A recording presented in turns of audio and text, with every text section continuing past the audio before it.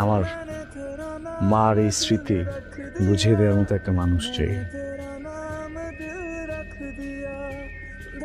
তুমি আমার ভালো থাকার কারণ হবে।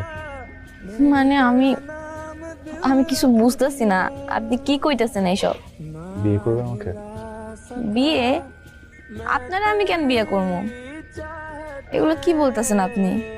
আরে তার সঙ্গে বললাম না আমি তোমাকে ভালোবাসি, আমাদের রিলেশন, এই জন্য বিয়ে করবা।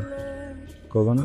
হ, আপনি কইছেন ভার্সিটির সবার সামনে আপনি আমার ভালোবাসেন, কিন্তু আমি তো কখনো কই নাই যে আমি আপনারে ভালোবাসি।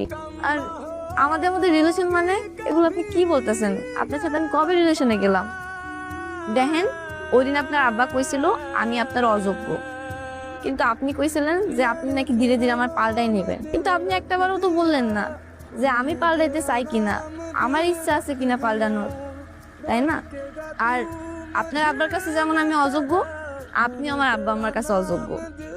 আমার আব্বা আম্মা যদি কয় আপনি আমার জন্য পাল্টাই যান, গ্রামের মানুষ হয়ে যান, আপনি কখন হইতে পারবেন? পারবেন না। বলতেছো তুমি দেখো প্লিজ, আমার বাবাই কথা বলতে যদি তুমি আপসেট হয়ে থাকো, সরি। এইটা কোনো লজিক হতে পারে না, তাই না? যদি কিছু নাই থাকে, এই এই ঘোরাফেরার মানে কি? প্রত্যেকদিন দেখা করার মানে কি? দেখেন, আপনি একজন ভালো মানুষ, আর একজন ভালো মানুষের সাথে কেই না ঘুরতে চায়, কেই না চলাফেরা করতে চায়।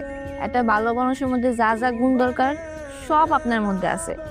আমি এই জন্য আপনার সাথে ঘোরাফেরা করছি, আপনি যেখানে বলছেন সেই জায়গায় গেছি। কিন্তু আপনি এখন যেগুলো বলতেছেন, এগুলা ছোট মন মানসিকতা মানুষের মতো না। একটা ভালোবাসার মানুষের মধ্যে যা যা থাকা দরকার, আমি যারে ভালোবাসবো তার মধ্যে যা যা থাকা দরকার, এগুলো কিছুই আপনার মধ্যে নাই। আর